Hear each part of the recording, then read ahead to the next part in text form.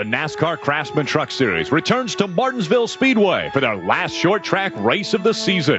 For the next 2 hours, Virginia will be a battleground state for the 4 contenders in this year's championship chase. Carl Edwards is currently 173 points behind in the polls, and though he may be the people's choice, he's got a lot of catching up to do. Wisconsin's Ted Musgrave is a no-nonsense candidate with a winning attitude and a dedicated team of advisors. Dennis Setzer is second in the standings right now, but he is the king of short tracks. If he's going to make up any ground, he'd better do it today. Our current front runner, Bobby Hamilton, has 4 victories under his belt. The race is his to lose, but 4 very important tests remain, and those races will determine the candidate who wins this November contest.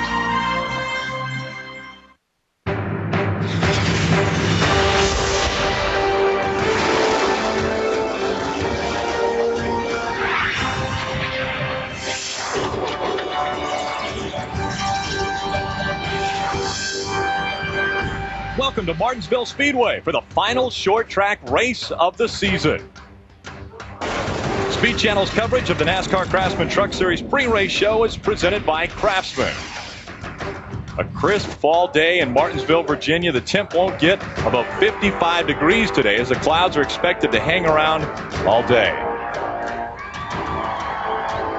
With 4 races remaining in the season, Bobby Hamilton is continuing to better his odds of becoming the 7th different champion in the Truck Series.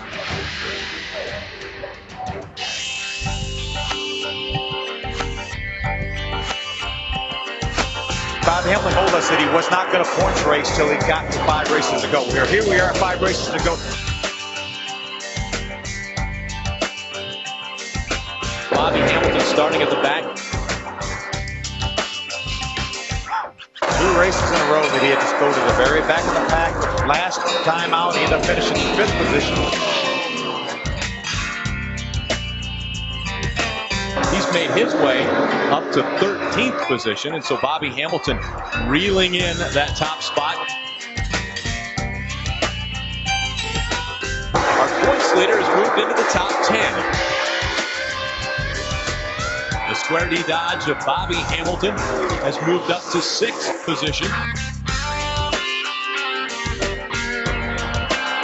And that's going to win a championship. If he's able to do this the remainder of this season, run consistently in the top 10, he is going to be able to win this championship. Well, Bobby Hamilton certainly is the incumbent today as we get ready for Election Day, but you've run Slim Shady in 14 races but didn't bring it this week.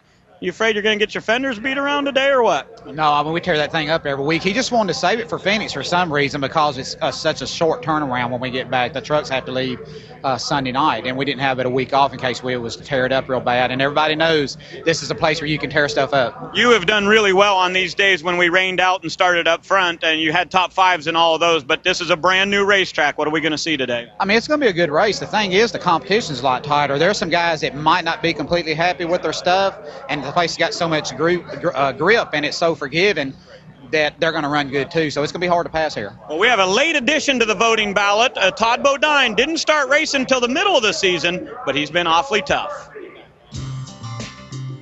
Todd Bodine has a lot of talent. They know what they're doing.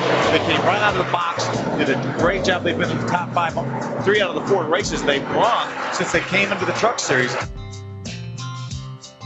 Todd Bodine claimed his first victory in the NASCAR Craftsman Truck Series 2 weeks ago in California. Once you taste victory lane, I'm guessing that Todd Bodine has that confidence now that he can take his truck anywhere on the track. Side by side for the lead. Here goes Todd Bodine on the inside of Mike Skinner. And it will be Todd Bodine claiming his first ever victory in the Truck Series. Todd Bodine is looking to make it 2 in a row in the Toyota number 30. Bodine wins at Texas. Todd Bodine enjoying his time in the Truck Series. What a great run. That makes 4 top 5s out of 5 events, 2 wins. Incredible job for this Toyota team. Todd Bodine looks to make it 3 wins in a row today and only his 8th start. Todd, they say Martinsville is a finesse track, that you can't attack it. Knowing that you start 31st today, how do you plan on gaining that track position? Very carefully. It's hard to pass at Martinsville, especially with the new concrete in the corners. It's really put it back to a one-groove track, and it's going to be hard.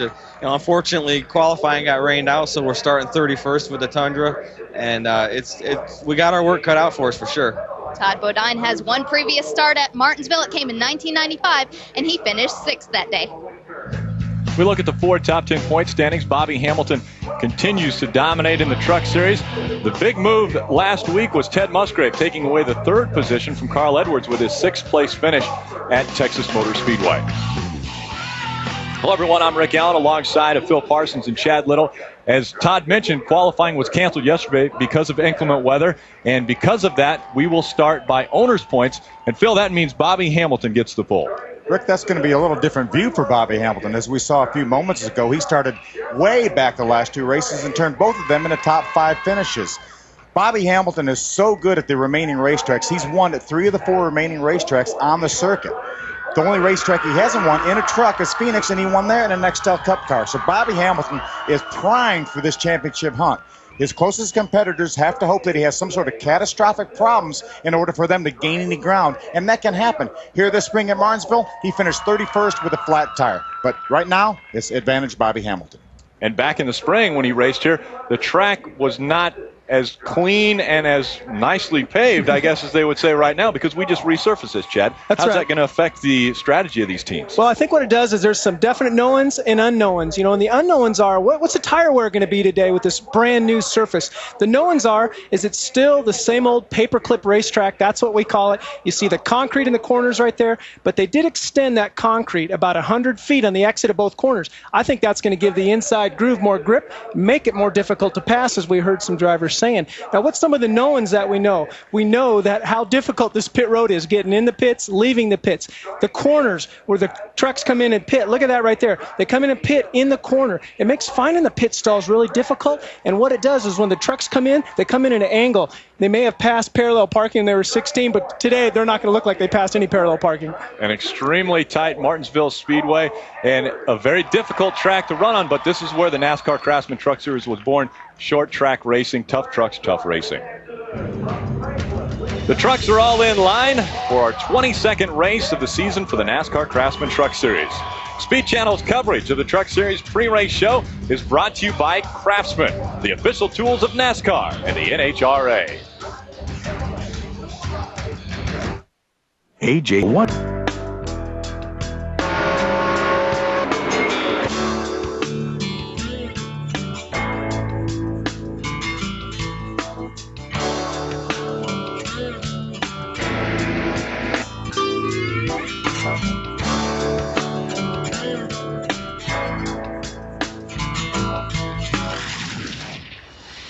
We have 4 title contenders with 4 races to go in the championship chase. History shows only twice has our eventual champion come from a deficit. A year ago with Travis Kvapil, in 1999, Jack Sprague came from 125 points back. No one has ever come from further back than second with 4 races to go. And currently, in second is Dennis Setzer. Well, Rick, one of the places I think he'll have a good shot at trying to make up some points is right here at Martinsville. 2 career victories, and one came from all the way back in 33rd. But today you get to start second, so it should be easy. Well, I don't know about easy. It'd be hard to come from the back today. These things are so equal here. This new surface has just got a lot of grip for everybody. Our Silverado's been pretty good all year in practice, so we'll see how it shakes out. These guys tested a truck at Caraway, didn't like it, decided to bring this one. This is a truck that they ran at Charlotte. Now let's check in with Wendy, who's with a guy who's awfully fast. Ted Musgrave jumped up to 3rd in points after last week in Texas, which means you'll start 3rd today, Ted. Now that they've resurfaced the track, how important is track position today? You wouldn't believe it. Watching the happy hour for the Cup Series and stuff, I'm a little concerned that there's no outside groove right now. Maybe the trucks can make one, but right now it's nothing like the Martinsville of the past. So track position, it's going to mean a lot. So, if you're going to points race, you're going to have to stay up near the front and stay clean. Could be a big points day for Ted Musgrave. In his 5 starts at Martinsville, he's only finished better than 10th once. Rick? Thank you, Wendy. The safety issues continue to improve in NASCAR, and because of these improvements, we actually have 2 drivers in today's field that might not have made it back so quickly after a horrific crash 1 week ago. Last week at Texas Motor Speedway, we were witness to a terrible crash when Bill Lester got loose on lap 104 and slid into David Rudiman. Both trucks slammed hard into the wall coming out of turn 4. Lester's truck came to rest on the front stretch, and Rudiman slid all the way to the inside wall along pit row. Thankfully, both Bill Lester and David Rudiman were not injured. In the spring of 2004, the walls at Texas Motor Speedway were outfitted with steel and foam energy reduction barriers, or safer barriers, a revolutionary safety system designed to withstand more than 500,000 pounds of impact. The barriers are designed to spread the impact of the crash along a broader path while bending enough to minimize the race vehicle's sudden deceleration, lessening the impact on the driver. The safer barrier is just one of the many innovations that NASCAR has implemented over the years to protect its drivers during a crash.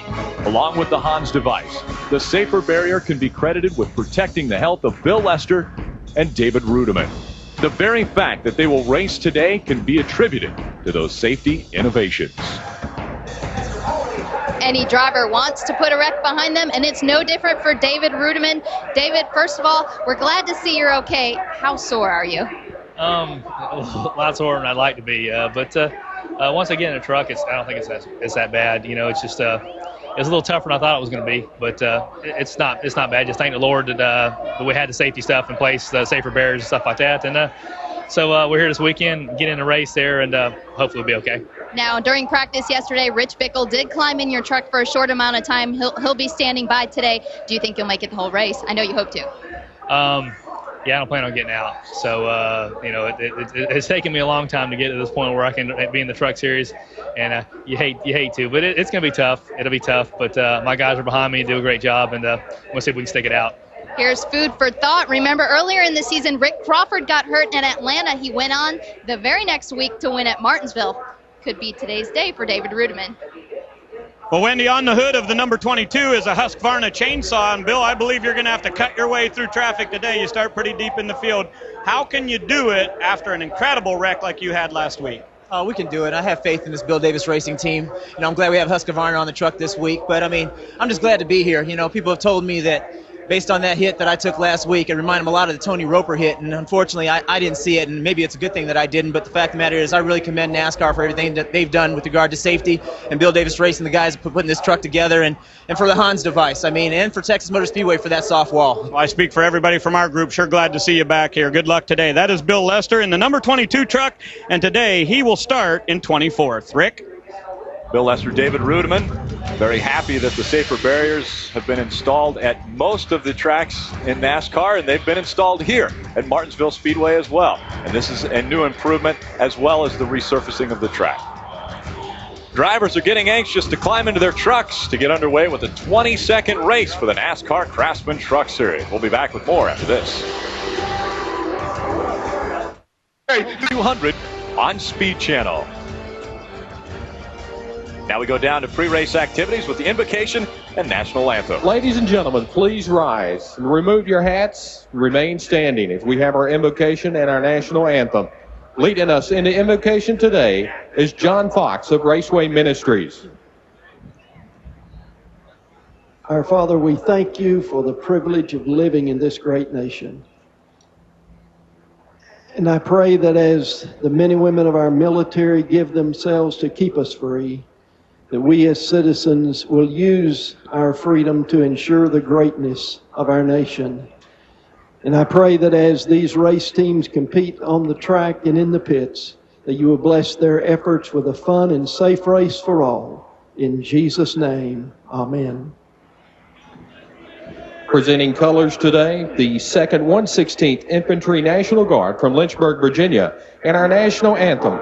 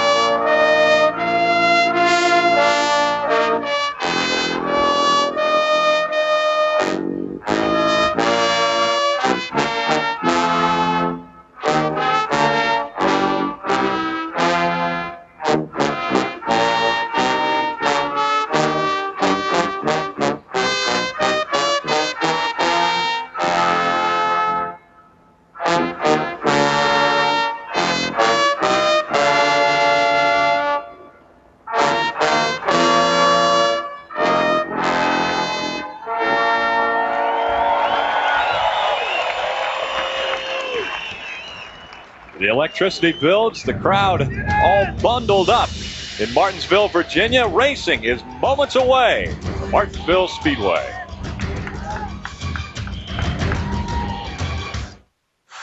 It projects a perfectly straight time going to speedtv.com to sign up for the Craftsman Toolbox giveaway. There's only 2 races remaining that you can choose from, Phoenix and Darlington. And so you're going to want to log on to speedtv.com, try to choose the winner from those 2 remaining races. And if you do, you'll win a toolbox loaded with tools. Who won from last week, Bill? Rick, we had a record number of 2,000 entries, and 63 of those correctly picked Todd Bodine to win. And of those, Lynn Sin of Freeburg, Illinois, was drawn as our winner. Congratulations to Lyle for that victory. And standing by with a guy who really would love a victory at this track, Carl Edwards, Ray Dunlap. Well, thank you, Carl, doing double duty once again. You lost some points last week, big guy. Can you make them up? Is it possible? Oh, yeah, it's always possible, Ray. We've got a great team here. Our Super Chips team's awesome. That just says how competitive this series is, to have a good finish, last week. I think we finished 9th or something and still lose points. And it's going to be a race all the way to Homestead. I'm really looking forward to it. I think we've got a great truck and we can do it. Tell me about this racetrack. What's going to be the key to success today? This racetrack is awesome. They paved it. It's like they just smoothed everything over. It's going to be really fast. I think aerodynamics are going to have a little more of a factor here than they had before. And it's going to be one groove for a long time. It might develop a second groove, but I think you're going to see some bumping and running today. I don't know what aerodynamics we're going to see. Some of these trucks might not have fenders at the end of the day. Now let's check back in with Wendy. Thanks, Ray. Bobby Labonte teams with longtime friend and on-track rival Dennis Setzer in the Chevrolet All-Star program. Bobby, you start 35th. You have a long way to catch up to Dennis today. What is the key to passing now that they've resurfaced the track? Well, I don't think it's going to be the outside groove. It's pretty tough to get out there and really get a lot of grip. We'll see what happens, but I don't think that's going to come around too much. But hopefully we can get our Josh Turner on the hood of our car, our Chevrolet truck. I said car, didn't I? Dang it. Hood of our truck and get our Chevrolet Silverado truck up there and race for a good finish here, maybe a win or something like that. In practice, it was pretty good. Dennis is awful fast, and we'd like to be able to get up there. We got a long ways to go, though. We'll let you slide on that one. It's been a long time since he's been in a truck. Only one previous start in the truck series. It came back in 1996. Ray? Hey, Mike Skinner had the fastest truck in a couple of the practice sessions. Is it good enough to win today, Mike? This thing's been good enough to win for the last 5 races. We just seem to keep on coming up short of luck, but it's awfully good today. I'll tell you, I'm looking forward to this thing, but there's some really good trucks starting in front of us, and we're going to try to have some patience and get to the end of this thing. And if we got anything for them, we'll sure as heck show our hand. You got some special equipment in here, Goat. If you can look right down here, show me this. This is a very special piece of equipment that most drivers don't have. What's that? Well, that's a little nervous energy right there. You chew that chewing gum and you stay out of trouble. We've tried everything luck-wise you can. We got a $50 bill taped in here today. It's Goose's dad's 50th birthday. I want to say happy birthday to him.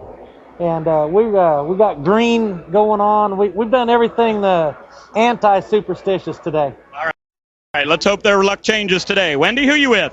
I'm trying to get in with Jamie Mack, but crew chief Trip Bruce is trying to connect his water hose. And it looks like they're doing some last-minute adjustments to his water hose. Let's check in with Rick. Well, thanks, Wendy. And we do have 8 drivers that are doing double duty today. Travis Quapple, Jamie McMurray, Labonte, Edwards, Hamilton Jr., Chad Chaffin, Todd Bodine, and Ken Schrader all doing double duty today. Let's go down trackside for today's command. And now, for the most famous words in all of sports, your Grand Marshal, Jerry Bean. Drivers, start your engines.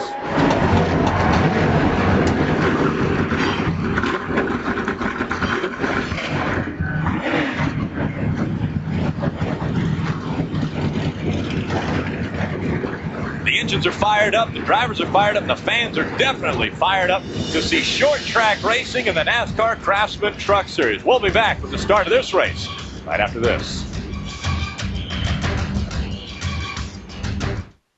Truck Series Kroger 200 on Speed Channel is brought to you by Craftsman, the official tools of NASCAR and the NHRA. By Federated Auto Parts Stores, professional advice, brand names. And by Chevy, the winningest name in racing, an American revolution. Trucks beginning to roll out onto the track, and they will line up by owner's points. We mentioned that qualifying was canceled yesterday because of inclement weather. Let's look at the Domino's starting grid. On the pole, Bobby Hamilton, because of points, sits up front. Dennis Setzer on his outside. 3 wins on this racetrack between those two drivers. Inside road number 2, Ted Musgrave, the fastest truck in happy hour yesterday afternoon. Matt Craftsman starting 5th right there. He's looking for a ride next year. Keep your eye on him in the 6 truck. See David Starr, inside road number 4. 6 top 10s of the last 7 starts. It's Travis Quapple at 24, making a cup start tomorrow. Very fast Penske car tomorrow in the cup race. Rick Crawford starts on the outside of row 6, and he was the last winner on this track in the spring. Inside road number 8, John Wood, our winner of this very race here last year. There's Terry Cook in the 10 truck. Very fast Ford in practice last night. Tracy Hines has a career best finish of 5th at Mansfield earlier this year. He'll start on the outside of row 10. It's Johnny Benson in the 23 truck. He said his truck was real tight in happy hour, and he was hoping the changes they made this morning were going to correct that. Bobby Hamilton Jr. in the 59 truck. Second quick practice, or second truck start this year in Nashville. He was very fast early in there. Keep an eye on him. Andy Houston makes his first start in the 13 truck outside row number 15. Todd Bodine will start on the outside, or inside, excuse me, of row 16. And so Todd Bodine, our most recent winner, he's looking for 3 in a row at this racetrack. Outside row 17, inside row 18. Ken Schrader, Bobby Labonte, 62 Nextel Cup starts between them. I mentioned 3 in a row at this racetrack. 3 in a row consecutively in the NASCAR Craftsman Truck Series. He's won the past 2 races for us this year. These are the ones that missed the field, and most significant on there, Darrell Waltrip. And the reason that they missed the field is because we went by owner's points and attempts this season, and those trucks did not qualify. Our Craftsman track description for this paperclip half mile. See the banking, 12 degrees in the corner. The straightaways are just flat as a pancake. 800 feet straightaways, front and back. It really seems a lot flatter than 12 degrees, doesn't it, Phil? Sure does. The Craftsman Race Analysis 36 trucks starting this race. Just under $400,000 on the line. You see the pit one to 150, 160 laps. A lot of crew chiefs are talking about making this a one-stop race. Anytime after 50 or 60 laps, they may come in. We're on board with a few drivers. Starting 35th, Bobby Labonte will be piloting the Action 47. There's a Federated Auto Parts Chevrolet of Ken Schrader. He'll be starting back in the 34th position. And Johnny Benson has our inboard camera. We'll keep an eye on him. He did say his truck was tight, so we'll see if they made the right corrections this morning. Also be riding along with the Team ASC Car Quest number 2 of Jamie McMurray. He starts 18th, and he's actually very fast in that truck. There's David Ruderman. Great to see him back in this race after that hard crash last week at Texas. He starts in the 14th position. Let's go back down trackside. Ray Dunlap. Well, thank you, Rick. I expect to see at least 10 cautions today. In the race in the spring, we had 83 laps of caution. Now, Phil was right. A lot of guys might come in early. But if you come in at lap 70, what do you do if the caution comes out again at 110? Do you stay out or do you come in? I don't want to be the leader in today's race because whatever he does, everybody else is going to do something different. Wendy? To follow up on Ray's thought, track position is really crucial today since the track has been repaved. Most of the drivers say it will be one groove. We will see single file racing. What that means for drivers like Jamie McMurray and Todd Bodine, who start in the back, they can only run as fast as the guys in front of him. They'll have to be patient and wait for another driver to slide in order to get by. Pace truck is down pit road. Bobby Hamilton, Dennis Setzer, 1 and 2 in the points. Come to the green flag, and we're underway with the Kroger 200. This could be a very, very big first lap. Danny Gill, crew chief for Dennis Setzer, said we would love to lead that first lap. If we can keep Bobby Hamilton from leading, that's a 10-point swing. 5 points we get, 5 points he doesn't get. Guess what, Phil? It's not going to happen. It was a good plan. It was a great plan. It's not going to happen.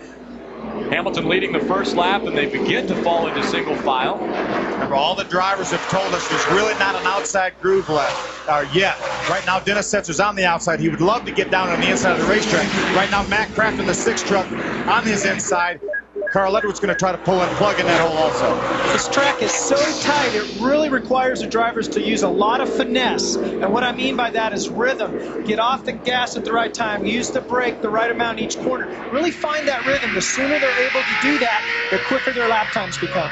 Good shot out of Jamie McMurray's truck right there. Jamie was so good in this truck at Richmond. Almost won, finished second to his teammate Ted Musgrave. Looks to have another great run today. Side-by-side racing. Jamie McMurray on the inside. Chase Montgomery in the 8 on the outside of him. and you're kind of hung out to dry when you're in the outside line. But that's what's going to get us a second groove in. All these trucks that are being forced to the outside, that's what's going to put rubber down to try to make this a raceable 2-groove racetrack.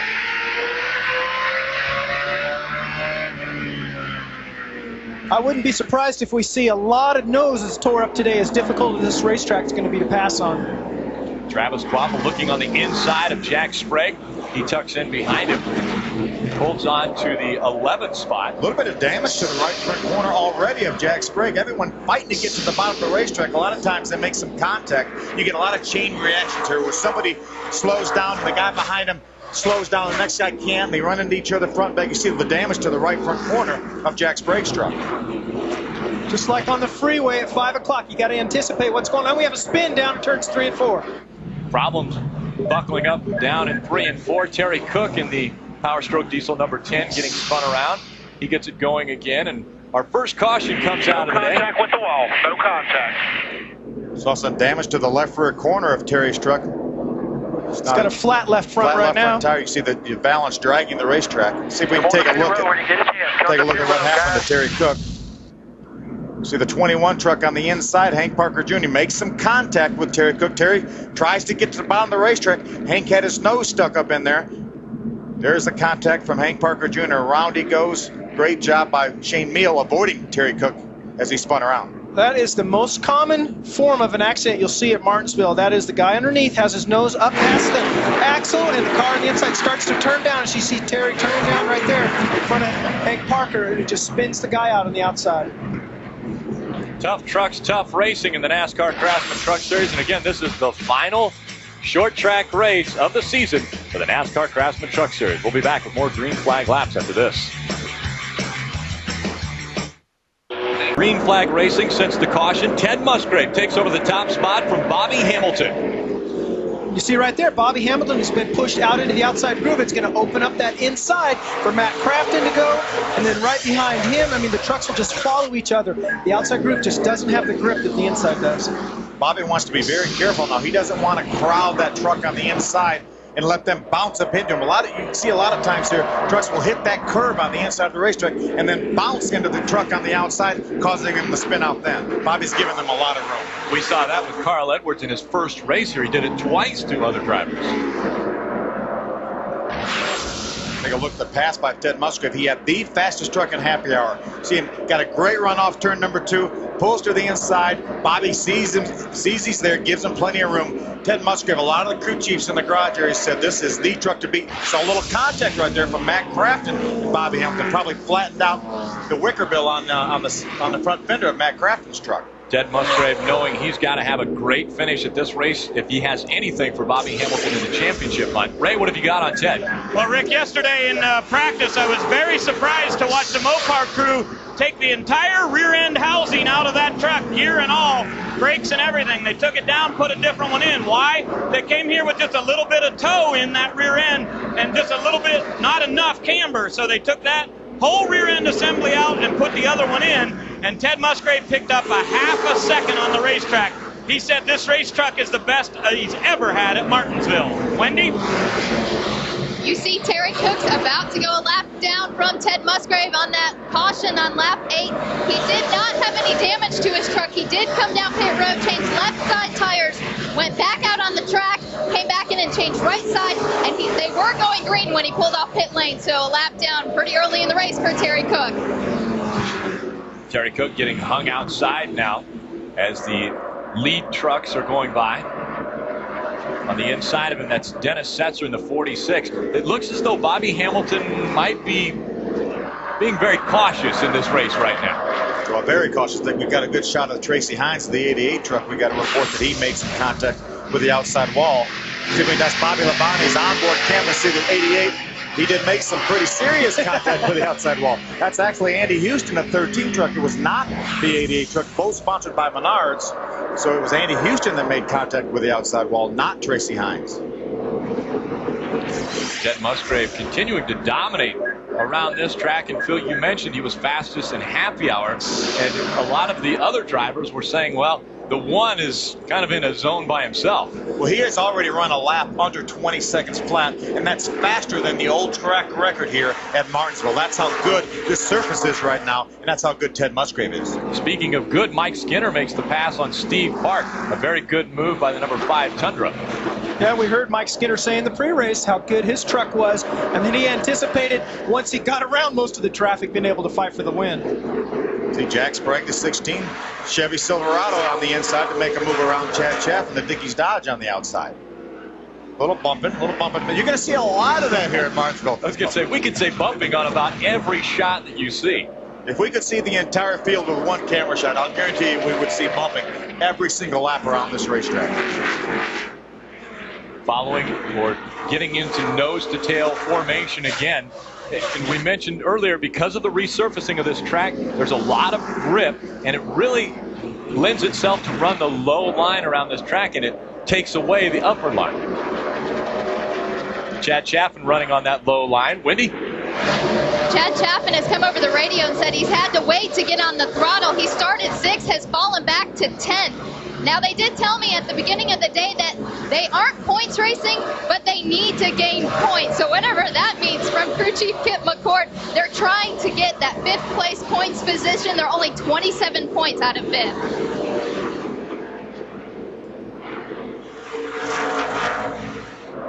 Ted Musgrave out in front after 24 laps have been completed of the 200 in Martinsville, right along with David Rudeman. Rudeman holding on to the 14th position.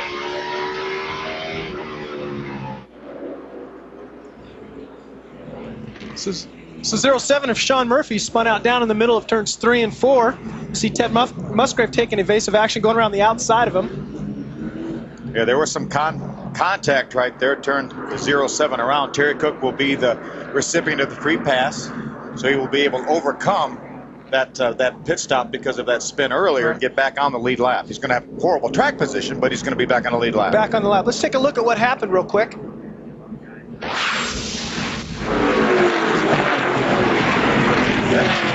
That was actually his teammate, the 08, that got into the 07 and turned him around, Bill Manful. And so we're under caution number 2 at Martinsville Speedway. And Schrader able to go on the inside of that accident. We'll be back with more after this. Why turn off the engine when you can... Happened yesterday in practice. Tune into Speed Channel following today's truck race to find out if he can put his Ferrari on the pole. He's trying to win at home, at his home track for the final race of the season. Todd Bodine on pit road. Leaving the pits. Todd made a couple pit stops on this caution flag. 59 of Bobby Hamilton Jr. came in. Shane Meal and Brandon Wyeth all came in on that caution flag. Green flag flies. We're back to racing. Ted Musgrave holds on to the top spot.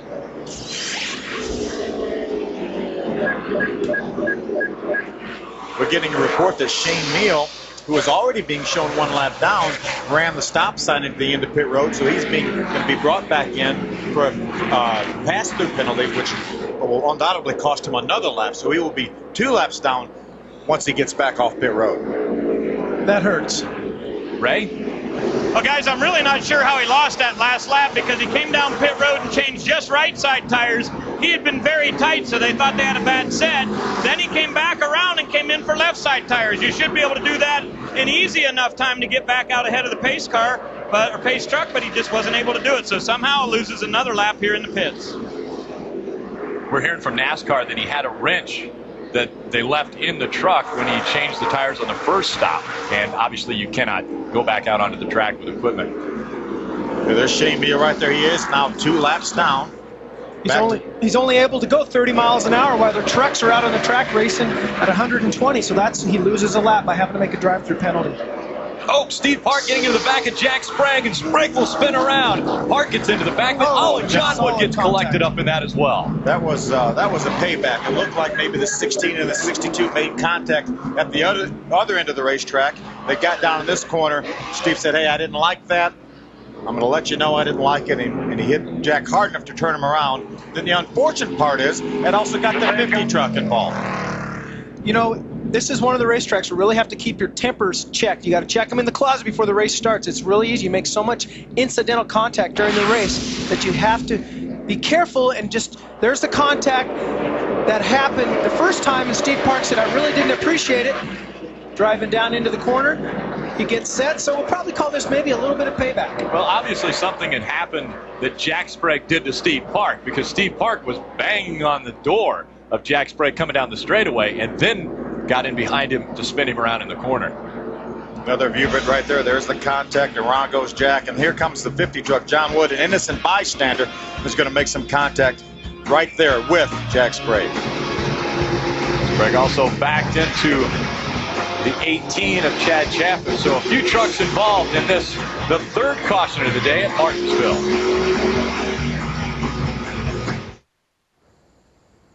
Wish I could go to California. Why don't you? Speed Channel's popular show Pitbulls live tonight at 6:30 p.m. Join Steve Burns from the traveling stage truck with some of NASCAR's newspaper and magazine writers for their take on the NASCAR series. It's all NASCAR talk, and these guys will let their thoughts and opinions fly on the hottest topics. Tonight, live 6:30 p.m. on Speed Channel. The Orleans 62 Dodge penalized for rough driving by NASCAR, and so they're holding him in the pits right now, and he is suffering that penalty of rough driving. We'll be back with more from Martinsville.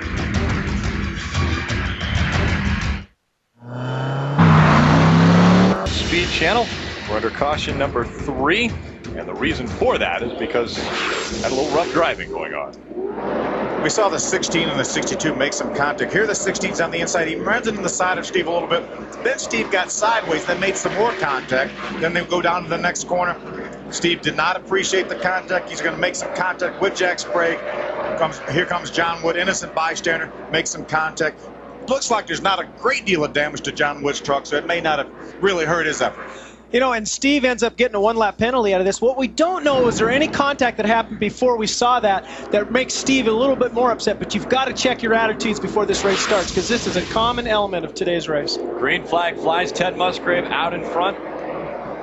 Right behind him, that's Matt Crafton, Chevy Silverado number 6. 36. Whoa, look at Bobby Hamilton getting very wide around 1 and 2. Well, Bobby thought that David Starr was going to be there because he was right in that position as he started to turn in. I think Bobby was being a little extra careful and lost grip when he turned in at the different angle. Yeah, I don't think there was any contact between the 75 of David Starr and the 4 of Bobby Hamilton. Bobby just gave him enough extra room, but got up in the marbles. That's the loose rubber that comes off these tires as they wear the tires off. And he got up in the marbles, slid up to the high side. That allowed Mike Skinner to get by. Let's take another look at what happened here with the 4 and the 75.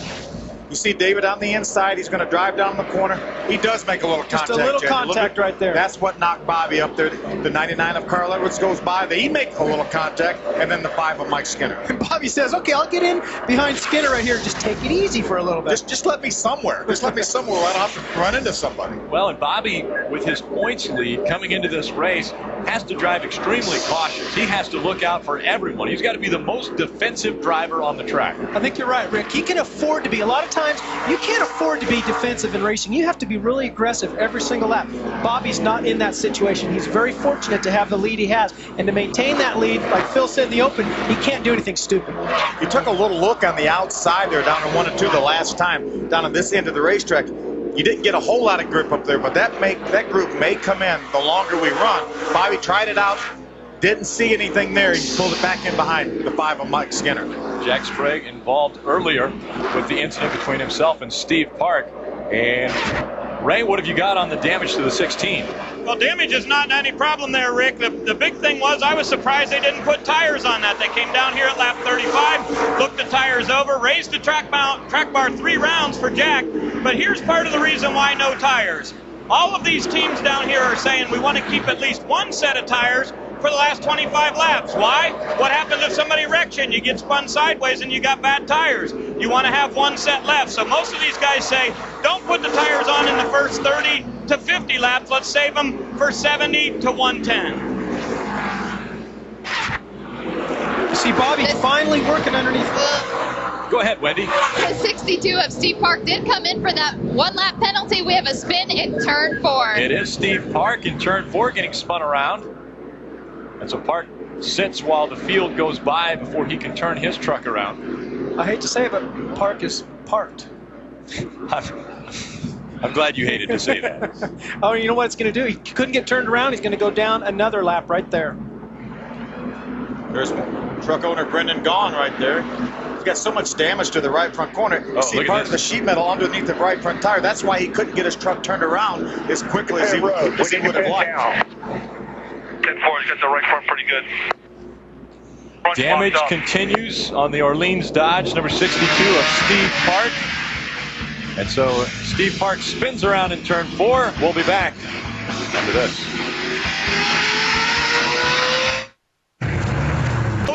Did he want to pit this early? No, but his truck was not very good.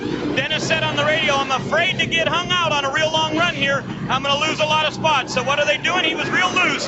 Down 2 rounds on the track bar, 2 rounds of wedge in. They get 4 tires and sets or pits on lap 50. Gives up the track position, but he wants to have that truck better.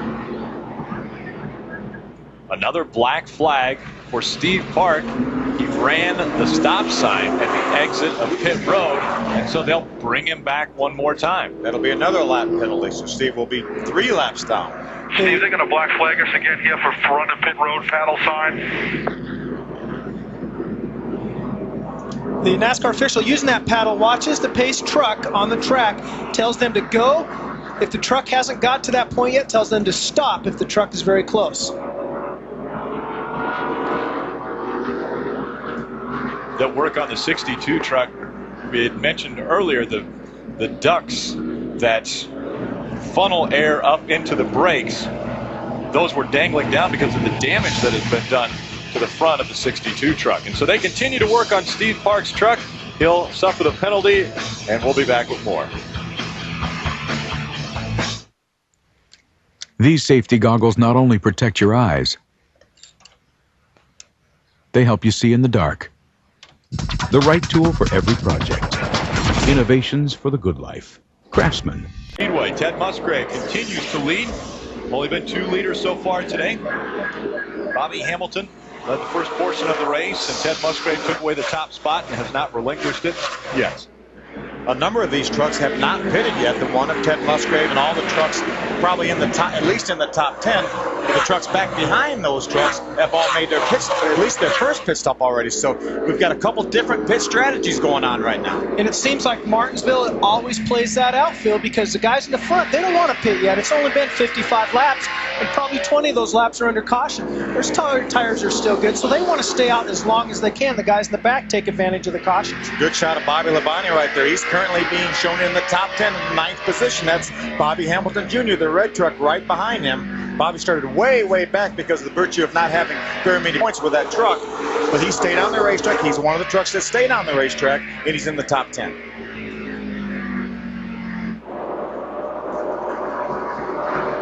Bobby Hamilton tucked in behind the Super Chips 99 of Carl Edwards, and very tight racing there. Looks like Bobby Hamilton might have said, hey, Carl, it's time for you to move out of the way. Here I come. You know, we talked about Bobby being a little defensive. That right there wasn't defensive. He's really on a move at that time, and that's a textbook pass right here. And we have a spin. Problem Chase Montgomery down turns 1 and 2. Right in the center of turns 1 and 2. He gets spun around and has some damage to the back of that truck. Significant damage. Yeah, flat left rear tire. Obviously, the tire's almost off the wheel. Chase was running pretty well early. Looks like he might have just had a flat left rear tire. I'm sorry. So Philly was probably trying to get into the pits. He was slow, running on the high side. The tire started to come off the rim and got jammed in between the wheel and the body. He made some contact with the soft walls. We call them soft walls. They're still pretty hard, but they're very hard. But they sure do minimize the impact for the driver feels and a truck for that matter. A lot of damage to the 8 truck. There was also a lot of damage to the 62 truck that they've been working on. We saw earlier partial team owner and Nextel Cup driver Brendan Gaughan working on that truck. He's standing by with Wendy Norris. Steve Park first got a 1-lap penalty for rough driving. Then when he came down pit road after that spin in turn 4, he was held. Black flag for crossing the stop sign at the end of pit road. Brendan, how frustrating is this for you and your team and Steve? Well, Jimmy Smith's still always hitting me. You know, I mean, the 2 dumped us. They're claiming we dumped the 16, so, you know, they need to be fair about that and do the same thing. They need to penalize too. But Orleans Dodge just had some rough luck with Park, man. He's a hell of a race car driver. And we're only, I think, 2 laps down or 3 laps down. And I'll tell you what, he's going to beat and bang to get back on the lead lap because he's good enough and we got a top 5 Dodge today. Brendan Gaughan never at a loss for words. Rick? Well, Brendan Gaughan maybe still frustrated from almost a year ago at Homestead when one of Jimmy Smith's trucks, and it was not predetermined, but it was just an accident that took Brendan Gaughan out of contention for the championship, and that was at the final race of the season. So disappointed truck owner Brendan Gaughan. Here's what Brendan was talking about with Jamie McMurray in the 2 truck when Brendan got spun, and the penalty wasn't reciprocal to the 2 truck. Right here we see the Jamie driving in and getting in the back of Brendan and spinning him out. Spinning Steve Park out. Brendan expected a penalty from NASCAR on Jimmy Smith's 2 truck, which did not happen. So it is a lot of frustrating things go on, especially at a tight racetrack. And Martinsville is the smallest racetrack that NASCAR races on. Jimmy McMurray bringing the Team ASE CarQuest Dodge in for, looks like a quick stop. You see the wrench they're putting right now, raising the track bar a little bit.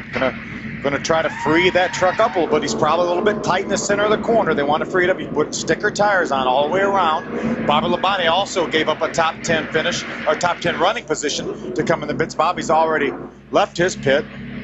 Wendy? The 47 of Bobby Labonte did come in. He was moving up through the field pretty quickly, but they did decide to come in on this caution because they feel they can make it the rest of the way. They were a little loose in, like you said, Phil, tight in the center. They put a rubber in the right rear and wedged 1 round out of the left rear for the 47 of Bobby Labonte. Bobby Labonte heading back out onto the track, and we'll be back with more Green Flag Racing after these messages. The restart of the Kroger 200. Ted Musgrave pulling on to the top spot. Top 7 in this race so far have not pitted yet. Bobby Hamilton Jr., the 59 truck, is being shown in the 8th position. He is the first truck that has pitted, but he pitted way back on lap number 27. Side-by-side racing. Hank Parker Jr. on the inside of Rick Crawford, trying to take away 5th from Crawford. The Airbest 21 Toyota of Hank Parker Jr., the preferred line around this track right now. Rick's hanging in there pretty tough on the outside. I think the longer we go, the more trucks that are lapped, the more trucks running this high groove are going to give us an outside groove for some side-by-side racing. Rick's trying to hang in there right now on the outside and doing pretty well. I think you're right, Phil. The longer we go, the more that outside groove is going to come in, and NASCAR will blow the outside groove off as these marbles start to build up. Remember how good the outside groove was before they put the new surface down. And Rick Crawford cleaning up the outside groove as he runs out there. It didn't work this time, but it may work. If you get trucks continuing to run side by side, that groove's going to get better and better. Out of necessity, it'll have to. Another black flag being shown. Oh, and problems for David Starr in the 75, as well as Mike Skinner. I believe Mike had such a good truck, too. The luck continues to be bad for Mike Skinner. He said before the race that he's had great trucks each and every week, cannot get any good luck. A lot of damage to the 75 truck. Look at all the damage to the right side and the rear of that Spears Chevrolet. Here's a replay of what just happened with Skinner and David Starr. David drives, almost looks like David ran out of brakes or something like that, Chad, didn't it? It looked to me like the right front was either locked up or he had a brake problem because the smoke started well before the corner. Mike Skinner was a victim just sitting out there, had nothing to do with it. He's on the inside of Johnny Benson, and he just drives down the go. You see the smoke. It's almost looks like he didn't even hit the brakes. Makes hard contact with Mike Skinner, puts him in the outside wall, and then David backs into the outside wall. A lot of damage to both of those trucks. We'll have to follow up and see if there was a brake problem, because that is what it looked like, that he just didn't have any brakes as he went down into that corner. We talked earlier about Steve Park's brake ducts hanging down. Well, that's what a brake duct looks like. I think that came off of Mike Skinner's truck as he made his way around the racetrack after contact with the outside wall. We've got Bobby Hamilton, our point leader, on pit road. Hamilton 4. Square D Dodge making his way to the first pit stall, which will be around the turn 1 and 2 corner. It's almost at the exit of pit road, and so he'll have to maintain 30 miles an hour until he gets to his pit stall. And he'll come in and have service on the Square D Dodge. Ray? Well, Rick, pretty much the same thing as Dennis Setzer had said earlier. He said, we think we may go for a long green here. here, so let's work on this thing. You'll notice there is some damage to the left rear fender there, so they want to try to work on that. 4 tires for Bobby. Having this very first pit stall on the end of pit road can be an advantage because it allows you just a little bit extra time to work on it, but they get him back to the track right now, wondering if he'll pit one more time for repairs on that fender. Yeah, Ray, Ray's exactly right. That is an advantage, having to pick the first pit stall. That is the preferred spot to pick. And we also noticed Bobby didn't do any chassis adjustments, so his truck must be handling perfectly. These guys assigned pits by how they qualify, which is rained out, so they did it by points. He picked the very first stall. David Starr having troubles with his 75 Spears Manufacturing Chevrolet, brought it behind the wall. They work on that, and the reason for all of that damage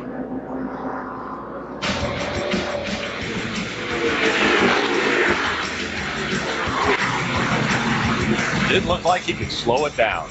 Mike Skinner being caught up. We'll be back with more racing in Martinsville.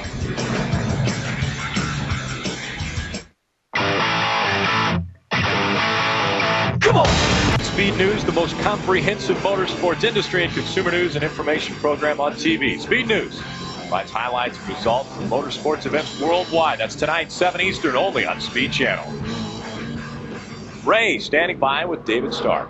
Well, Rick, it appears that it was the right front brake caliper locked up here on the Spears Chevrolet. It was not a hung throttle. I looked over the carburetor there and also the air cleaner, no problem there, but it just appears that it was the right front brake. They are going to replace the caliper here and the rotor.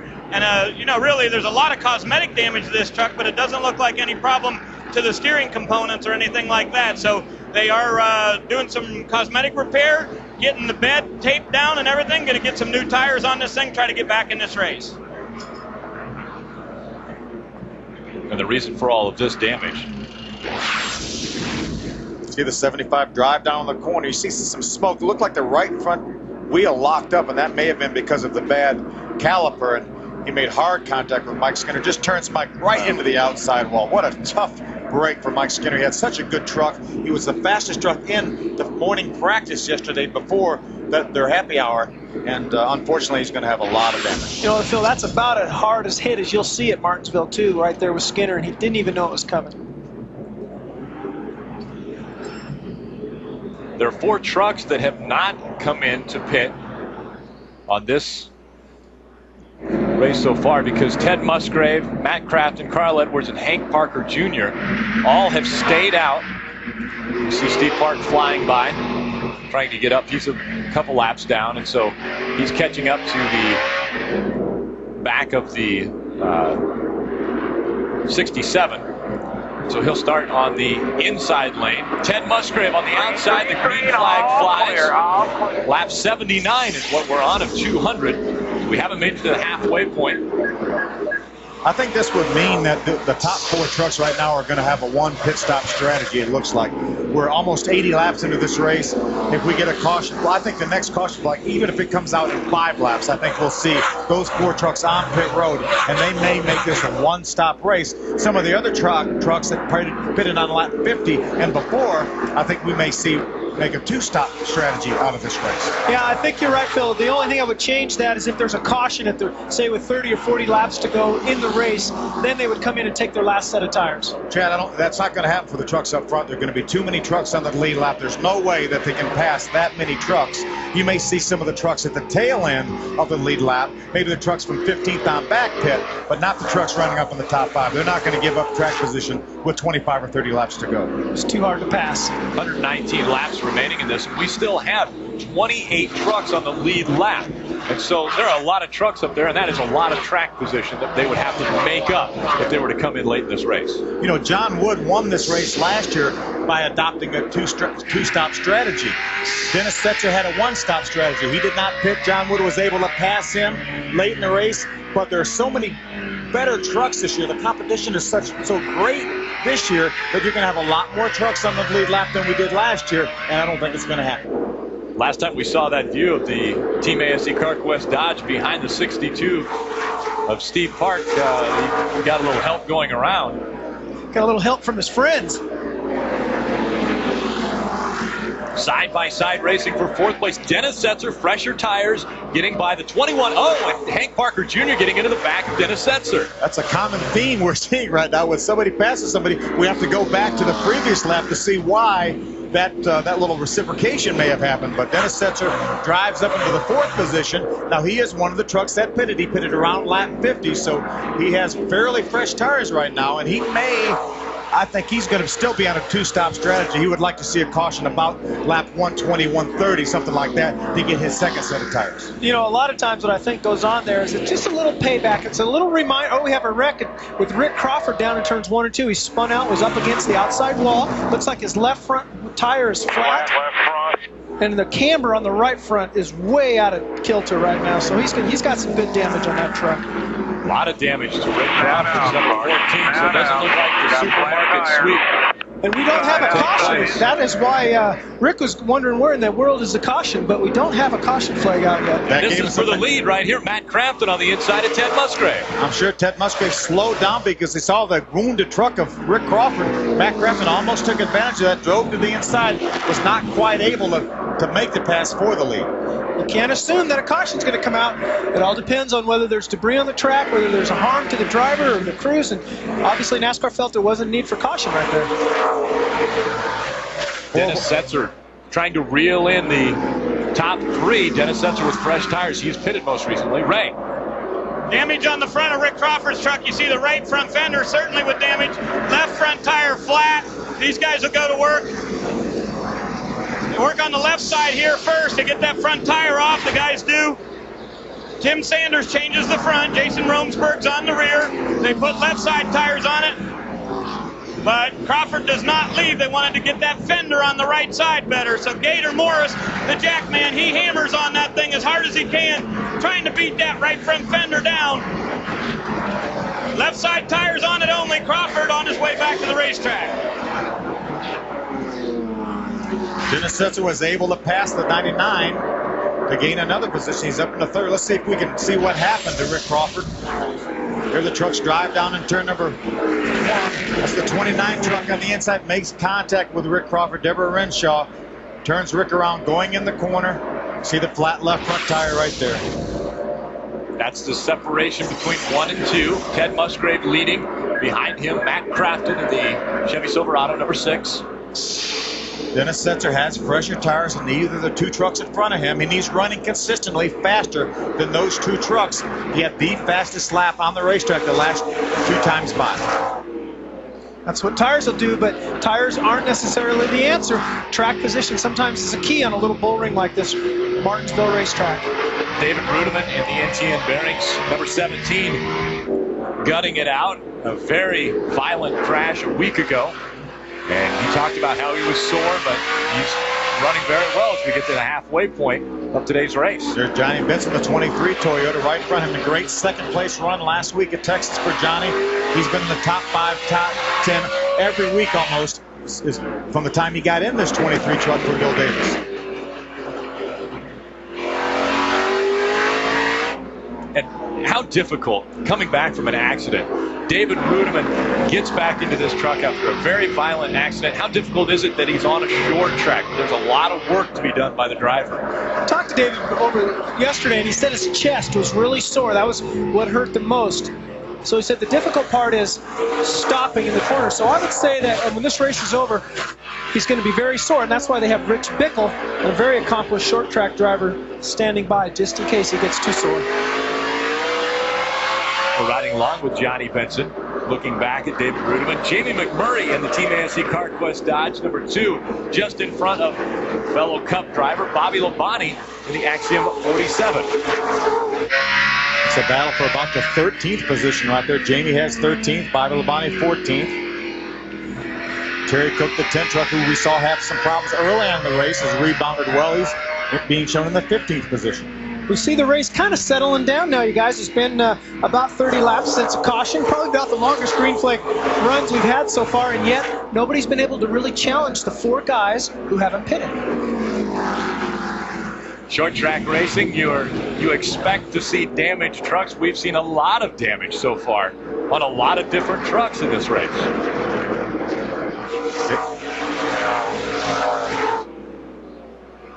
David Rudeman holding on to 8th position as the line forms behind him. Ted Musgrave continues to lead in Martinsville.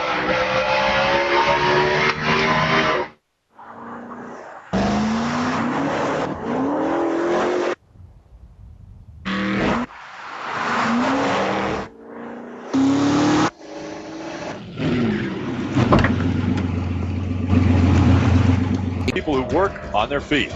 By Domino's Pizza, the official pizza of NASCAR. And by Toyota, choose any direction as long as it's moving forward.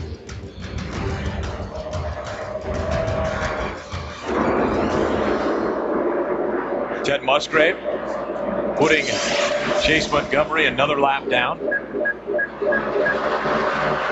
Nose to tail, Jamie McMurray in the Team ASC CarQuest Dodge. And coming up behind Bobby Labonte was Robert Huffman. And now smoke coming out of the 4. That's Bobby Hamilton with problems in the 4. That's your championship points leader. We had a chain reaction and he busted the radiator. That's exactly what Bobby Hamilton did not want to happen. Unbelievable turn of events. He had bad luck here in the spring, finished 31st. We could see the water come out almost immediately. Had a chain reaction situation. Bobby Hamilton with a busted radiator. Now, a week ago, Chad, they came prepared for anything. How long will it take them to change a radiator on this truck? Well, under green flag racing, it's going to take several laps. Although they are prepared, they still have to go behind the wall, pull the old one out, put a new one in, make sure the brackets are all set. It'll take several laps. Ray? Well, they do have a radiator ready to go here, guys, in the pit. They also have the quick cool-down unit ready to go. The hood comes up here on the Square D Dodge, and yes, they have determined that they are going to have to change the radiator. So this is going to be many, many laps. 07 is in the wall right in front of Hamilton's pit here in the center of turns 1 and 2. So this may help a little bit as we slow down under caution. When they go under caution, of course, takes a lot longer time. If they'd have stayed under green here for Hamilton, to change this radiator would have been devastating. Not that this is going to be good, but a caution will help. Unfortunately, all he had was a flat tire in the spring, and he finished 31st. So Bobby Hamilton, as long as it's going to take to change the radiator, is going to be relegated to a finish somewhere again, more than likely, in the 30s. That's just what his other competitors, the other 3 in his championship battle, were wanting to see happen.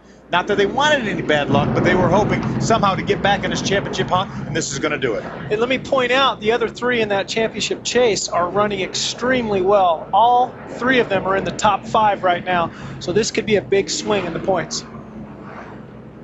And it looks as though the leader, Ted Musgrave, will bring down the lead lap trucks, and that includes the 46 of Dennis Setzer. Now, Setzer had pitted earlier, and now he chooses to pit again following Ted Musgrave and the 6 of Matt Craftsman. Wendy? The 99 of Carl Edwards comes down pit road. They decided not to pit early in the race because they weren't sure how their truck was going to be on long runs with all those cautions. They are pulling the rubber out of the right rear. You see John Armstrong takes a little bit more time on the right side. Let's check in with Dennis Setzer. The 46 is on, Ray? Hey, yeah, okay, there we go. Dennis Setzer came to pit road, guys. They took 2 pounds out of the left front, 1 pound out of the right front. Dennis Setzer said he needs to get through the center of the corner better. 4 tires for Ted Musgrave here on lap 111, but no changes to his chassis. We'll see where these guys come out in the lineup and how long it'll take them to work their way back to the front. And you saw them stop until the stop-and-go gentleman turned the paddle around, so they saw green. They don't want to have any mental mistakes right now in this championship hunt. One other thing they also saw was Bobby Hamilton on pit road with the hood up. So they know they're good. If they can stay on the racetrack here and get a decent finish out of it, they're going to gain a tremendous amount of points on Bobby Hamilton. Just what they need to get back in this championship battle. Travis Kvapil in the Toyota All-Star Showdown, which is live on Speed next month. He is out in front. He will now be our leader. He's the 3rd different leader. Bobby Hamilton has led laps. Ted Musgrave led laps, and now Travis Kvapil out front. Rick, let's see if we can take a look at what caused Bobby Hamilton to lose his radiator. We had a chain reaction situation. See, the 13 of Andy Houston is right in the middle of your screen. That's Andy right there, and he's up on the high side. And you see the chain reaction. Bobby runs into the back of the 12 truck of Robert Huffman. Immediately, you see the steam coming out of his truck. He punctured the radiator right then, and that's what caused him to have to come to pit road with a busted radiator. We started this show saying that the only thing that the guys behind him could hope for was problems with Bobby Hamilton. That's exactly what's happened. Dear Darrell, you were voted most popular driver in 89 and 90, but What's going on with Matt Crafton? Well, Rick, we talked about pit road and how busy it would be today. Crafton came down here on lap 111, went back to the racetrack. He was second when he left the pits, but guess what? Loose lug nuts on the left tire, and that way he had to come back down pit road, so that'll change his position. Jack Sprague will restart second in this race.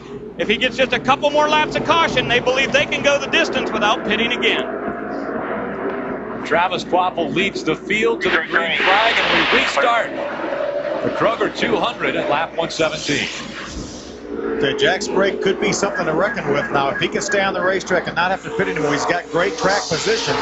He's been able to pass the trucks on the outside, some good trucks. You know, the battle we saw that Bobby Hamilton got involved with, well, Jack Sprague was able to pass Andy Houston on the outside. That's why he was not involved with that. He'd already driven by Andy on the outside. Kelly Sutton in the 0-2 getting bounced around. Now she's relegated to the outside. Charlie Bradbury behind her in the 78. I want to point out that Ted Musgrave, who's really dominated this race so far, restarted after pit right there in 13th position with Dennis Setzer right behind him. We'll have to see how long it takes him to work their way back up to the front. Oh, Kelly Sutton gets spun around, and right behind her was the 46 of Dennis Setzer. I think he made it through. We see David Rudiman having problems. As the 18 of Chad Chapman on the inside. I know Dennis Setzer was right beside Kelly Sutton when she got sideways. Ted Musgrave was very, very close to that accident, along with Dennis Setzer. The 21 of Hank Parker Jr. also involved, and serious damage to the front of that truck. And he was running roll. Here's a replay of what just happened. See the 0-2 truck of Kelly Sutton on the outside. That's Dennis on the inside. They make a little contact. He's clear of it. Charlie Bradbury makes some contact. You see Musgrave, he got in the back of Charlie Bradbury, and all these other trucks came along with nowhere to go. Started down in the middle of the turn, actually, with Kelly getting turned sideways. Bobby Jr. barely gets by in the 59 truck.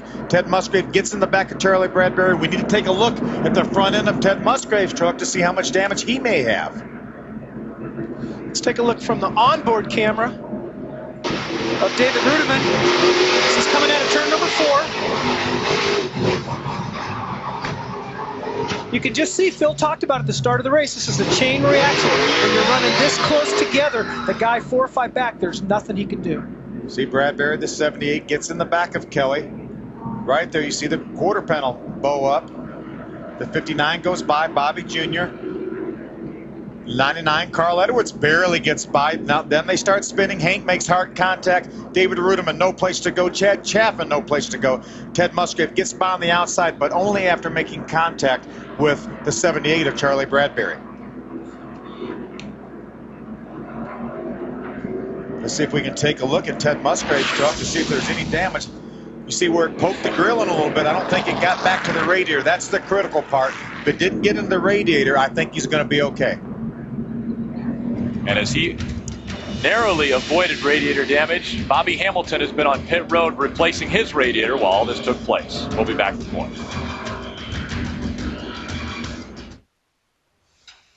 Because there are low visibility projects, we make high visibility sockets.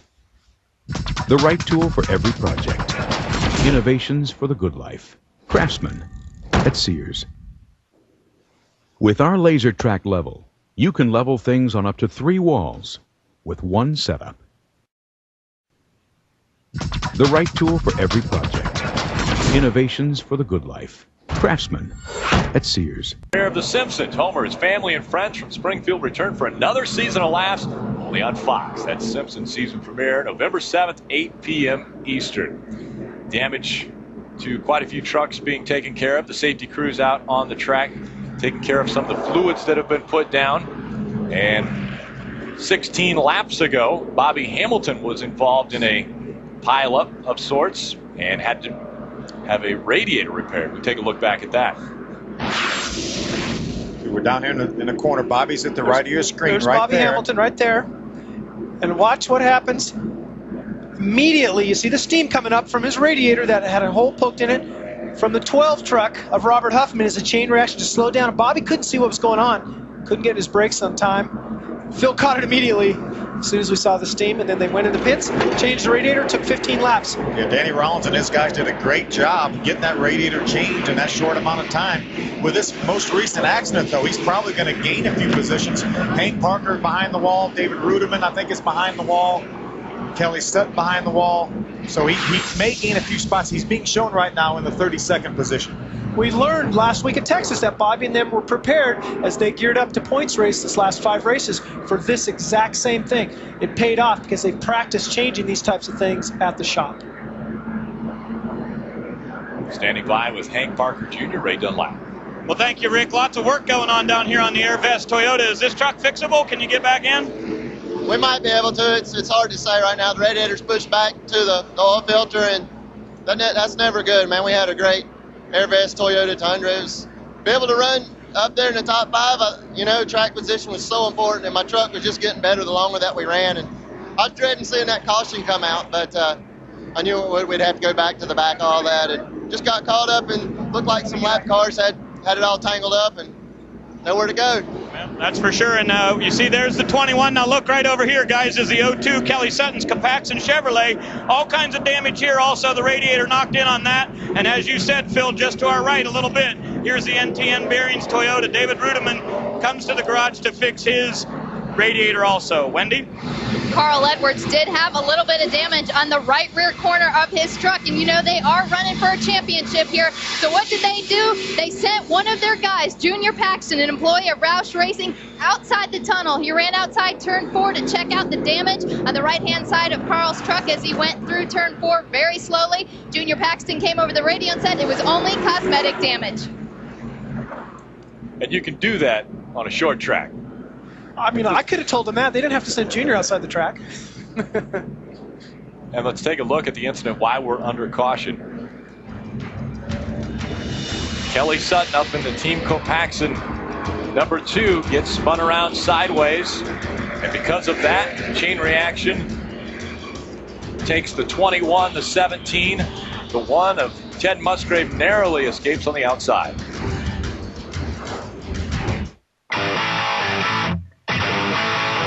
Come on!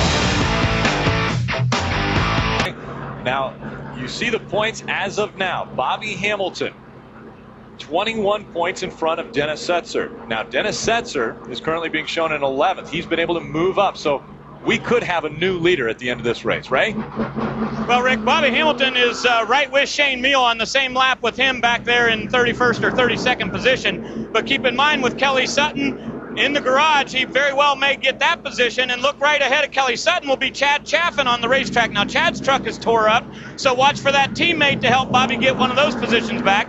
Then Hank Parker Jr., then David Ruderman. So a bunch of guys that are back here in the garage that are working on him. Hamilton believes he can get those spots away from him. So as we get ready to go back to green, Bobby will restart 32nd, but I think he's going to finish much better than that in this race today. Ray, you're exactly right, but the problem for Bobby Hamilton is Dennis Setzer is running 11th, and he's going to finish a lot better than that unless he has trouble. So he's going to gain probably another 50 points or something like that if he gets up battling for this win later on in this race. So we still could see even though Bobby Hamilton's going to gain a few positions, we still could see a point change here. Law of averages could go out the window because of Bobby Hamilton. He's had a lot of success in the last 4 races of the season. The average finish is the number to look at. 5.9 average finishing position for Bobby Hamilton in relation to the other series championship contenders. As we mentioned earlier, Bobby has won on 2 of the remaining 3 racetracks once we leave here at Martinsville. And the one he hasn't, Phoenix, he's won an Nextel Cup race, so he knows how to get around all of those racetracks. This championship is not over yet. It's just getting better. Martinsville was one of the races that all the drivers collectively were worried about because things just happened that are entirely out of the drivers and team's control, and we saw it happen with Bobby Hamilton. Randy Kaiser brings the pace truck down pit road, leaving the duties of pacing the field to the 24 of Travis Quapple. So Quapple comes around turn 4, the green flag flies, and we're back to racing in Martinsville. Now, as we get more and more lapped cars, trucks, it becomes real difficult for the guys on the outside who are the lead lap trucks to get around them before they get in turn 1 and 2. But what that does is it really gives the leader in second place a good advantage on restarts. I think now we're 133 laps into this race, Chad. I don't think any of these leaders are going to make another pit stop. I think they've said, okay, this is what we've got. This is the strategy we're going to use. Now it's up to people like Dennis Setzer and Ted Musgrave that were so strong early. It's up to them to catch us. Take advantage of their new tires. Nose to tail, Travis Kvapil in front of Rick Crawford. Now Crawford is actually 3 laps down to the leader, Travis Kvapil, but he's racing him right now for trying to get back one of those positions. Wendy, what's happening with Travis Kvapil? Travis is one of the trucks that has the oldest tires on his truck. Remember, he pitted on lap 50. His crew chief, Eric Phillips, their setups for this track were close to IRP and Loudon. And remember, Travis Kvapil won at Loudon. They were excited about coming back to a short track because they feel their short track program is much better at the end of the season. Travis also tested Caraway on Monday for this track, so a lot of seat time for Travis Kvapil at these short tracks. His best finish here is second, and that came in 2001. The only thing he said about his truck is that it has too much forward bite, but they were afraid to pit again. So old tires on Travis Kvapil's truck. We'll see how long it lasts. It's odd to hear a driver say I have too much forward bite. Usually that's the thing that they're screaming about. What that means is their truck is loose coming off the corner. Forward bite is basically bite that helps get that left rear planted into the ground and drive the truck off straight. Kvapil now able to put some distance between himself and the 14 of Rick Crawford. See Jamie McMurray, the 2 truck, drives to the inside of Ken Schrader. Nextel Cup drivers side by side racing for position. Bobby Labonte, another Nextel Cup driver. 3 Nextel Cup drivers right in that little pack right there. McMurray, Labonte, and Schrader. And John Woods in the 50 truck also. Just in front of them, Johnny Benson in 3rd position. So that's the mark that they are all trying to achieve. Guess who's right behind that 52 truck of Schrader? Dennis Setzer. Could take over the points lead today if he's able to move past. Probably 5 more trucks will give him the points lead over Bobby Hamilton, unless Bobby Hamilton's able to get past some of the other trucks that are off the track. The important thing to remember right now is Dennis Setzer restarted that race behind Ted Musgrave. Even before that accident on the front stretch with Kelly Sutton, he was able to get by Ted Musgrave and get in front of him. Right now, there's about 4 or 5 trucks between himself and Ted Musgrave. So Dennis Setzer, who really watched Ted Musgrave dominate the early part of the race, now is in the catbird seat. He is, Phil. Not only that, now remember he's got on fresher tires than all these guys that he's racing with in front of him right now. You see it's Kenny Schrader. We're looking on from Kenny Schrader's onboard back to Dennis. Dennis's tires are a little bit fresher, so that's going to help him. Doesn't make it a sure thing, but it's going to help him a little bit. But all the drivers and teams were raving about this tire that Goodyear brought. They were running some of their fastest laps in practice yesterday with 60, 70, 80 laps on their tires. The tires are not falling off anymore. Which works against him. Which works against Dennis Setzer and works for Travis Kvapil and Jack Spray, the guys up front right now. Dennis Setzer's mind obviously is on running well at this race, but in the big picture, he wants to win this championship. And the last time Dennis Setzer was out in front of the points race was 8 races ago. That's how long Bobby Hamilton's been on top. You know, I wanted to point out something really quick here. You see how Schrader just move over and let Dennis go? I think that he actually did that, and that's a really classy move right there. Schrader knows that Dennis is in a points race. Kenny's not. He just runs a few races a year. So what's he do? Dennis is running good. Instead of holding him up and really challenging him for position, he just moves over and lets him go. It's really a classy thing to do. Well, that's what we come to expect from Ken Schrader, one of the classiest guys on the racetrack. There's a great battle right there for 3rd. Jamie McMurray, the 2 truck on the inside of the Toyota of Johnny Benson. Bobby Labonte is going to follow him through. A lot of Nextel Cup experience right there. And again, here comes John Wood. Jamie McMurray in the number 2 has claimed a pole in that truck, and now he wants the victory. The 2nd place finish that he followed behind Ted Musgrave, those were the 2 dominant trucks on the track. Wendy, what's happening with Jamie? Jamie Mack has been pretty tight all day is his only complaint. He said the pedal hasn't been firm since they unloaded, that it feels squishy. Bill, can you add on what that means?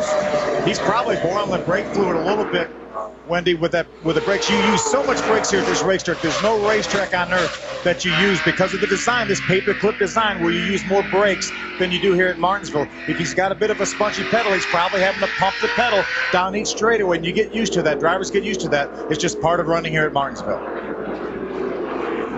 Jamie McMurray in third, Bobby Labonte fourth. Johnny Benson Dennis drops back Setzer to sixth. taking a look at underneath Johnny Benson going down into turn number 3, and he's got the position as he drives underneath him, gets in the gas a little bit earlier. Off he goes. You see Dennis Setzer's truck, not a great deal of body damage to that truck. He's been running up front, running in packs, but he knows how to run a short track. He knows how to save something for the end of the race. Dennis Setzer's one of the best short track drivers in the country. He's won here twice. And Dennis Setzer knows how to avoid problems. He was right on the inside of Kelly Sutton when that last caution came out. He was able to avoid. You know what I call that? Luck. Sometimes you get lucky too, Rick. Well, you need a little luck if you want to win a championship. Absolutely. And so if Dennis Setzer can have a little luck, he can definitely reel in Bobby Hamilton with 3 races to go in this season. He moves in on John Wood. We're inside of 50 laps to go right now. He doesn't want to take too much time getting by these trucks after he catches them. Now, John Wood may not, he's racing for position. He races all these races. He may not move over for Dennis Setzer like Kenny Schrader did. That's a fight for 5th position right there, so Dennis Setzer's got himself up to a top 5. John Wood has won this race before, and Dennis Setzer right behind him. Ray, what's happening with Setzer? Well, Rick, you know, I've been watching the stats on Setzer, and of course, as you documented, it's been 9 races since he was at the front of the pack. And bonus points will certainly play into this championship this year. He's got 2 wins here, a 3rd and a 2nd in his last 4 races. But the last time we were here in April, Setzer did not lead. They have been on the radio reminding him of that, to be cautious, work your way to the front easily, but we definitely want to try to get up there and lead a lap, because those bonus points are going to be important at the end of the year. And we'll look at those bonus points as Ken Schrader comes down pit road. Something wrong with the Federated Auto Parts Chevrolet of Ken Schrader. Definitely an unscheduled pit stop for Kenny. And a fuel stop, Phil. Fuel stop. I don't understand. Quite understand that. Other than, I guess he needed fuel. Kenny pitted back on lap 50, unless he has maybe the pickup in the wrong place or something like that, or not getting all the fuel picked up. He should be able to run 140. There's a battle. There's a pass for position. Dennis Setzer, another 5 points, gets by John Wood for the 5th position.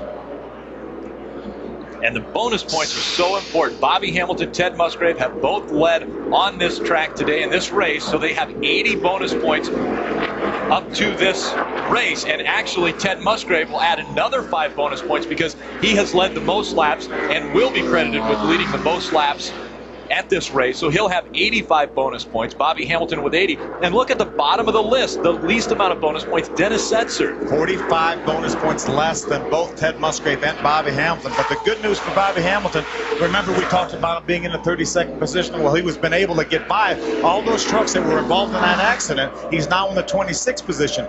But if nobody else has any trouble and falls out of this race, that's about the best he can finish. And Dennis Setzer is still moving forward. Let's talk about how they get those bonus points. They either lead a lap, the most laps, or win the race. So it kind of puts in perspective what Dennis Setzer hasn't done that Bobby and Ted have been able to do. Travis Quapple in his Toyota out in front of the field.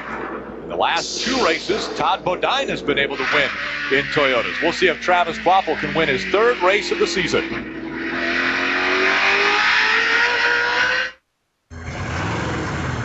When we forged the frame rails of the new Ford Super Duty with thicker gauge steel than any other pickup, we gave it more payload than any other pickup. 5,800 pounds. Coverage of the NASCAR Craftsman Truck Series Kroger 200 on Speed Channels brought to you by Craftsman, the official tools of NASCAR and the NHRA, and by the next Ford Super Duty. Tougher, smarter, stronger. Travis Quapple continuing to lead. He's been out in front for 55 laps. Bobby Hamilton, more problems for Bobby Hamilton. Looks like he has a flat right front tire as he makes his way to pit road. Bobby Hamilton had made his way up to 26th position.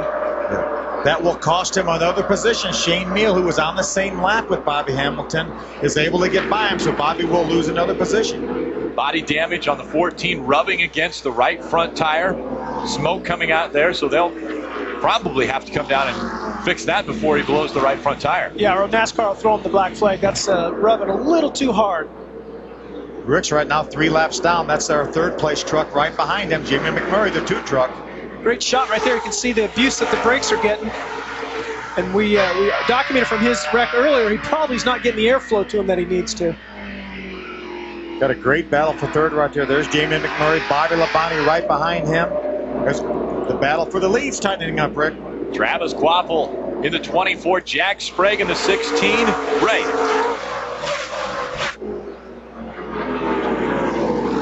Bobby Hamilton put on right side tires, had a fender rub on the right side, and so he did come to pit road. Now, guys, you got a monitor there. Tell me who he's running with, and is there any more positions he can gain in this race?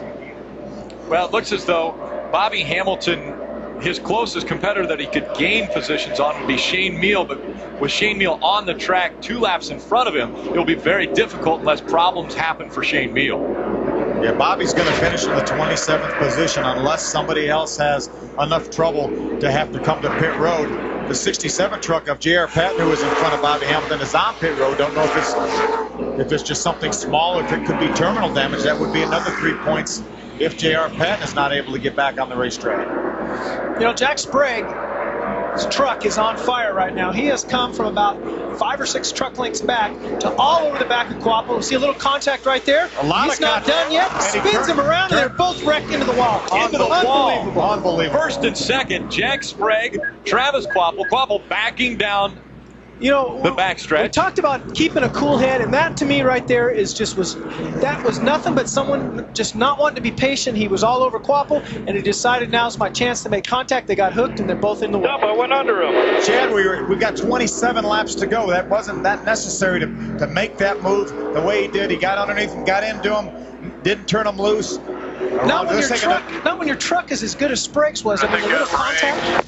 Let's take a look at what happened here. You see Travis leads down going into turn number 1. There's Jack on the inside, right behind him. Travis slid the left front tire a little bit. Jack makes some contact, makes some more contact, gets him completely sideways, make more contact. You know, I wouldn't be surprised if, that doesn't look like something a Sprague would do at this point in the race. I wouldn't be surprised if he's having some brake problems right there. His pedal went down to the floor and he couldn't get the thing slowed down. Well, you don't hit the brakes off the quarter, Chad. I'm trying to give him a little benefit of the doubt here.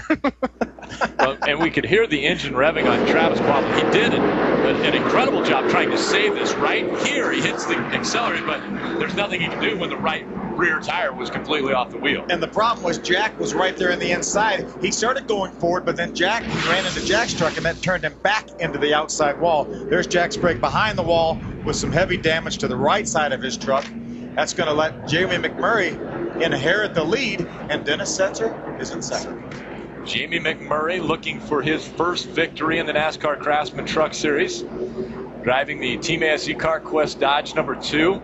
And there are enough laps left that if these 2 trucks don't come back out onto the track, which I would imagine at least Travis Quapple will be able to come back out, but if these 2 trucks wouldn't come back, Bobby Hamilton would get those positions. Yeah, that would be 6 more points for Bobby Hamilton. But those 2 trucks right there, when Dennis Setzer went by him, that was 10 points. You get more points at the top. Wendy.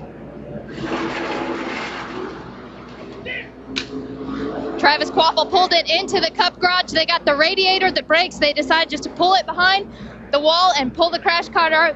They'll start making repairs as best as they can to get back out there. Let's go to Ray. Well, Wendy, over here for Jack Sprague's number 16 Chevy, they're done for the day. The right side, so much damage. A bunch of crew guys from the 46, of course, ran over here to see if they could help, but the day is definitely done with only 25 laps to go. No way that they'll get any of that done. Jack, what happened out there on the racetrack? Looked like you got a good run on the 24. Well, it's a shame for both of us. I mean, it's short track racing, but he went into one, he smoked the tires, front tires with the brakes. Pushed up, I got under him. Probably didn't know I was there. He came back down, we got together, and we couldn't get apart. We hooked up and couldn't get apart, but Chevy truck Silverado was pretty good. We got took out early, went to the back, worked our way back to the front, and had 25 laps to go. Just maybe I shouldn't have stuck it in there, but heck, it was my only chance to get the lead, I think, or that first chance I had. And I'm sure he didn't know I was there. I mean, it's just one of them deals. I hate it for both of us. Well, these guys went to victory lane at Mansfield, of course, in the number 16, but it's been 17 races, so Jack Sprague was trying pretty hard. Wendy? Travis Quapple sits in his truck. Travis, we heard your crew chief, Eric Phillips, very angry on the radio. He's expecting NASCAR to do something. What was it from your point of view? Well, he should be. I don't know. We had a great truck. We got caught up in a little bit of traffic. Sprague was coming. I don't know if he'd ever been able to get by me if he didn't run me over. But I got held up in some traffic. It's the only reason he caught me. But I don't know. I guess he thought he just turned me around. Did you slide the brakes at all? I got in the corner a little hot. I was up the racetrack just a little bit, and he must have thought there was enough hole there, and he got in my left rear. And as soon as he got in my left rear, cut the tire down. So unfortunate for this Linux team. We had a great truck today. Unlike Jack Sprague, Travis Quapple's team is working on it. They are going to try and get back out there because he is still only 10 points behind for that 7th place points position of David Starr going into this race. Rick? Thanks, Wendy. We're going to look at this again.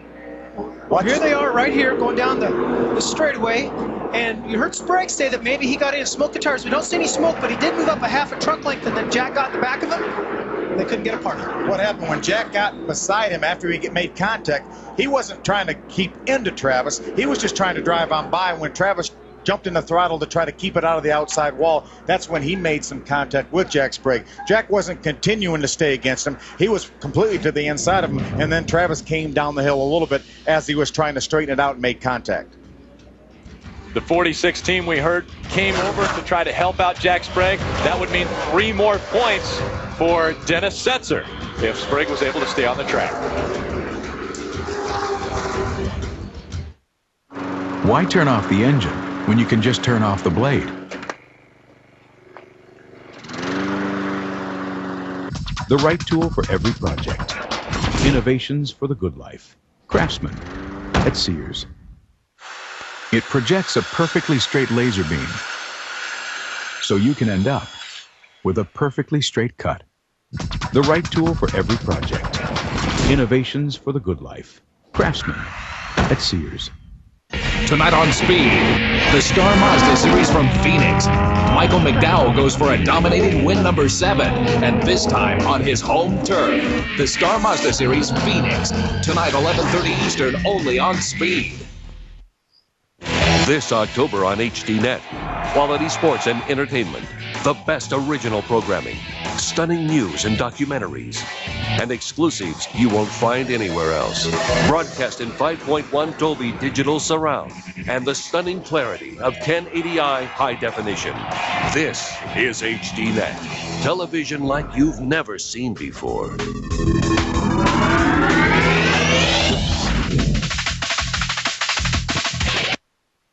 What's included in a sandals vacation? Everything. So for the ultimate all-inclusive for 2, there's only one name. Sandals, voted world's best for a decade. What the world needs now is love, sweet love forever. Book now for great savings. Call your travel agent or 1-800-SANDALS. There's a new sheriff in town, and his name is Dennis Setzer. He takes over the points lead from Bobby Hamilton because of the damage done to the Square D Dodge. And Bobby may get one more position.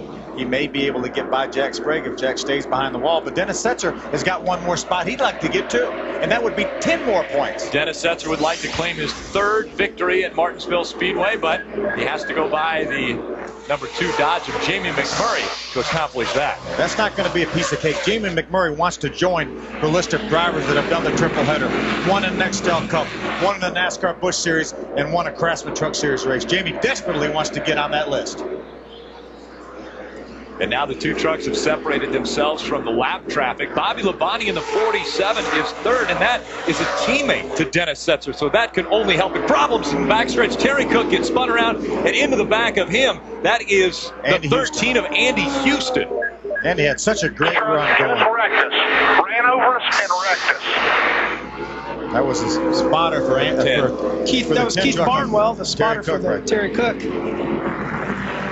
Felt that somebody had wrecked Terry, and that's what started the whole thing. And you see the damage to the back of that truck. Obviously, someone got into the back of Terry, got him spun around. That was the smoke you saw from the tires spinning. And this isn't hurting Jamie McMurray at all as he sits in the lead with just a few laps to go.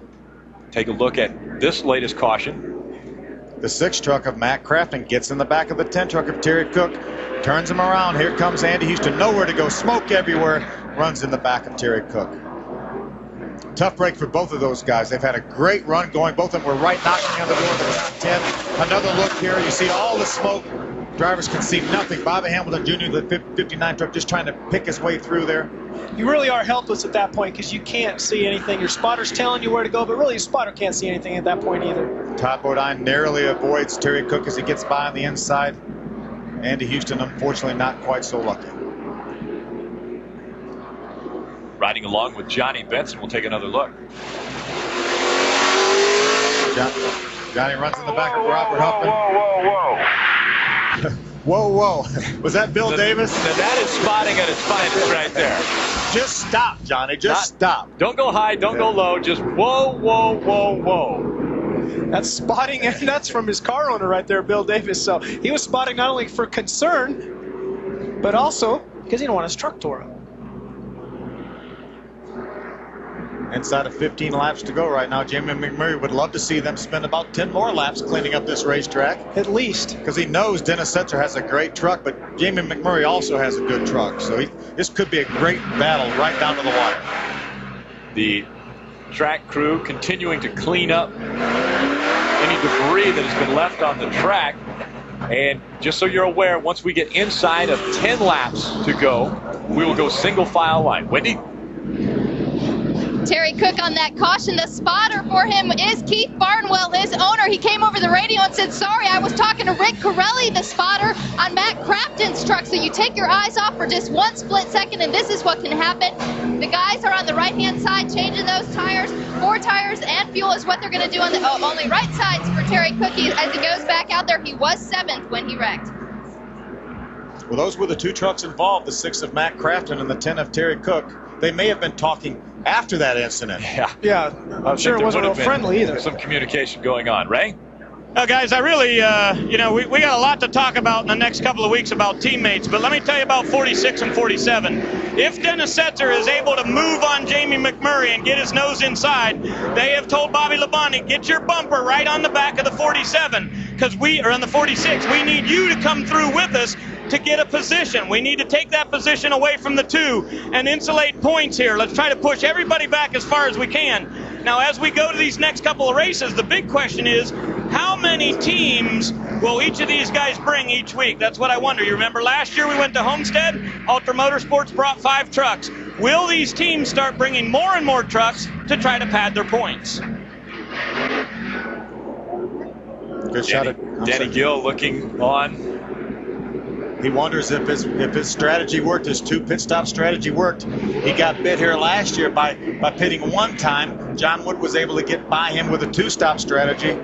Danny made a 2-stop strategy here. Jimmy McMurray, I think, has only had a 1-stop strategy. So we're going to see which one works. We're going to restart this race with 11 laps to go, which means that it's just outside the single file restart rule. It's going to be real important for Dennis Setzer to clear the 14 truck of Rick Crawford on the restart so that he can have a clear shot at Jamie McMurray.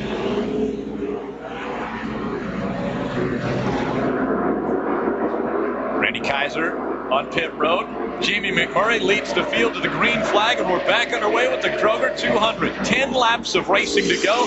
Jamie McMurray looking for his first ever Craftsman Truck Series win. Bad break for Dennis Setzer. Just as you mentioned, Chad, Rick Crawford not only stayed in front of Dennis Setzer, he looks to the inside of Jamie McMurray. He's 2 laps down right now. He would desperately like to get back on the lead lap, but it's so late right now. I think right now he's dictating who may win this race. There you see Rick Crawford. I knew Rick Crawford was not going to stay there and interfere with the outcome of this race. And he may have got over just in time any more length of time than I would. If I was Dennis Setzer in the 46, I would have let him know that I didn't appreciate it.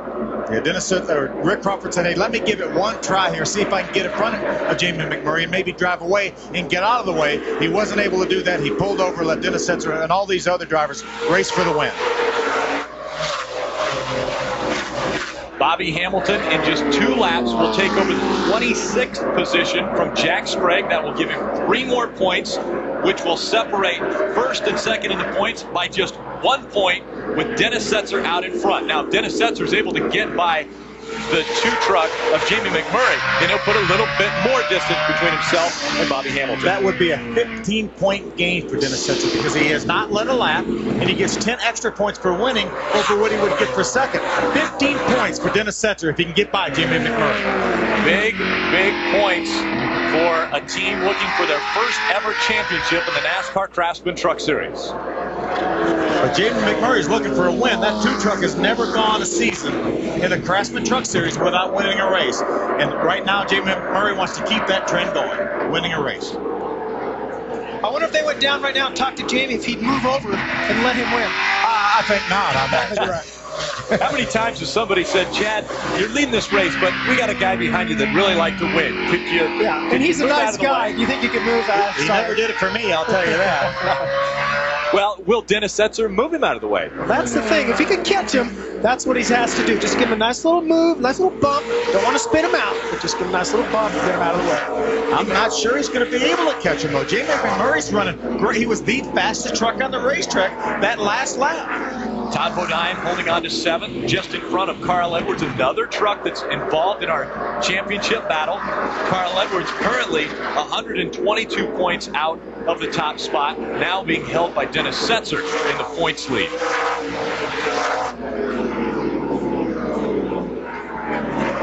Under 5 laps to go, 4 laps to go for our leader, Jamie McMurray, looking for his first win. Jim Smith would love to see the 2 truck back in victory lane. A dominant performance by Jamie McMurray so far today as well. You see, the distance isn't really, he's not able to close the distance up at all. Dennis Setzer's not, so I think Jamie's in the catbird seat at this time. Now, I wonder if lap traffic will play into this at all. Well, this is going to be a victory for Dennis Setzer of sorts. He's going to gain the points lead back. He came in this race 79 points behind. He's going to regain the points lead that he lost about 8 or 9 races ago. So Dennis Setzer is not going to be too terribly disappointed with this second place finish.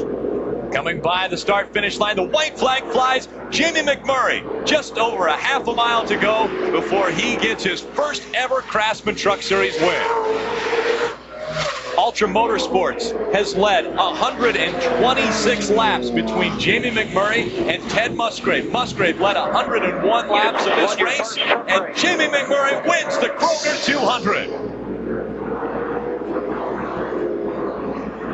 Guys, good job, Trip, good call. He was talking about his crew chief, Trip Bruce. Good call. A one-stop strategy for Jamie McMurray. It worked beautifully. Pitted on back on lap 62. Jamie McMurray claiming his first ever Craftsman Truck Series win at the same track that Bobby Hamilton got his first ever Craftsman Truck Series win, as did Scott Riggs. Hamilton in 2000, Scott Riggs in 2001.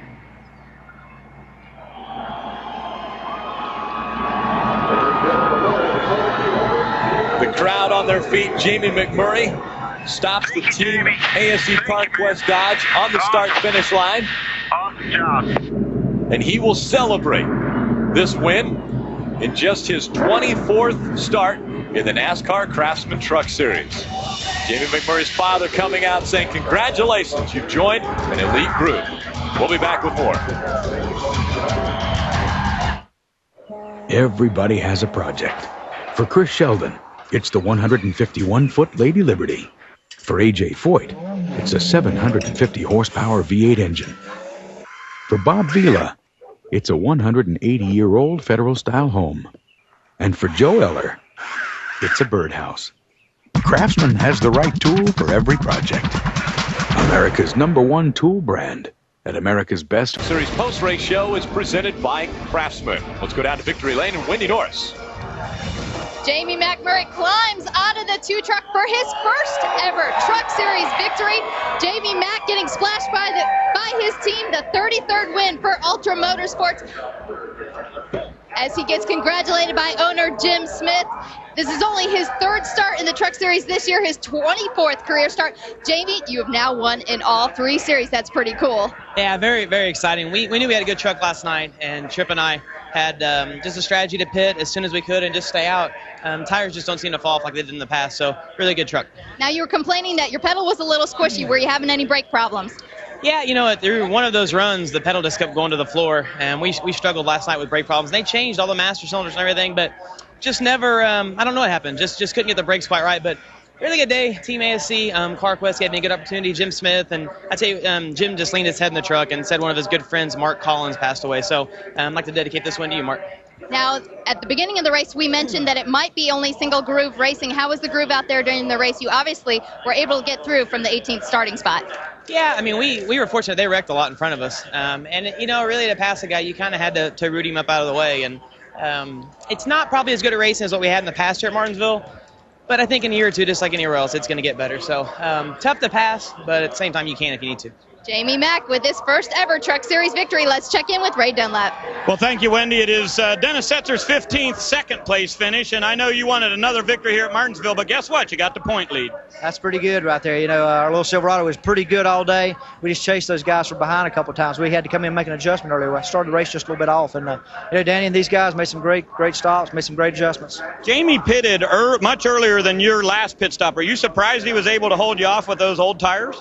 No, it seemed like the tires aren't that big a factor unless you're a little bit off on the chassis. The first run, I was way off on the chassis the first 40 laps right there. They made the adjustments. We were ready to go at the end, but we were just as good as he was, but couldn't beat him at the end. Okay, congratulations getting the point lead back. Dennis Setzer finishes second here at Martinsville.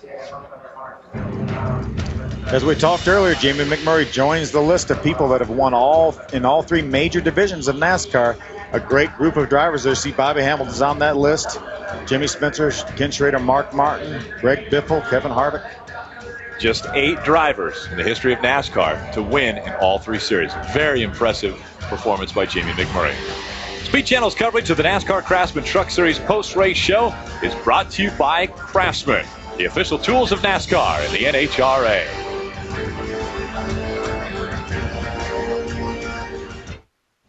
Closed captioning on Speed Channel is brought to you by Best Western. Want to get the deal that Michael Waltrip gets? Then race over to bestwesternracing.com before this deal is gone. Trailers don't have anti-lock brakes. See, this one goes here, and, well, whenever I'm trying to put decals on the side of a truck, I normally just sit on an old 5-gallon bucket. But the problem is it's really not very comfortable. Hey, Ray, how about a 1-inch wrench? Here's your wrench. Now, don't bother me. I'm trying to do television. Thanks. Okay, now when Rick goes back under his truck, he's riding on a Craftsman creeper. And here's a Craftsman creeper that would do just what he needs, but it also does a lot more. Because check it out. It folds into a perfect seat. So I can use this and say goodbye to my old 5-gallon bucket. This gets me anywhere I want to go on the top side of the truck or underneath. It's 2 tools in 1.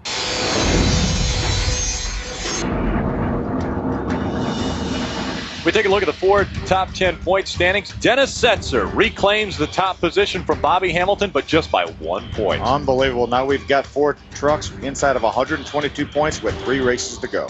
Bobby Hamilton finishing 18 laps behind our leader, Jamie McMurray, stands by with Wendy Norris. Bobby Hamilton comes home 26 today after changing that radiator on pit road.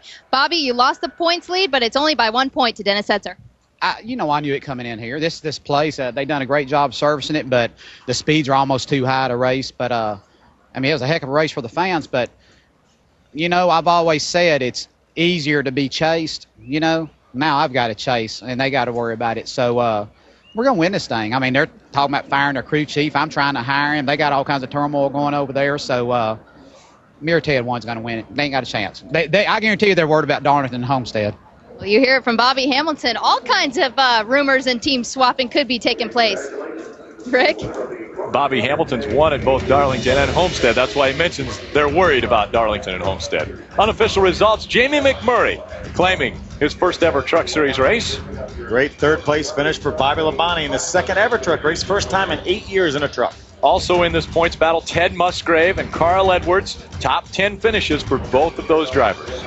Our friend Johnny Benson comes home 11th, and we saw Terry Cook get spun out there right at the end, still comes home with the 13th place finish. Bill Lester soldiered on to a lead lap finish after having that hard crash last week at Texas. Good run for him. 14 trucks remained on the lead lap at the end of this race. Bobby Hamilton finishing in 26th. See some of the trucks that were involved in that accident. Mike Skinner was involved in an accident. Our next truck race will be 2 weeks from today. We'll be in Phoenix, Arizona. November 5th, the date for that race. That is on a Friday. That's Friday, November 5th, Phoenix International Raceway. This is our fourth first-time winner today. Jamie McMurray jumping into the same ranks as Chad Chaffin, Shane Meal, and Todd Bodine. And so Jamie McMurray takes away the top spot from a Toyota for the first time in 3 weeks. Well, we wondered if we could have a point swing, and we sure did. We came in here. Bobby Hamilton came in with a 79-point lead. Leads 1 point behind. Between the four drivers battling for the championship, they're separated by 122 points. And in any given race, you can make up 135 points. So the championship battle is underway. We'll be back with more in 2 weeks.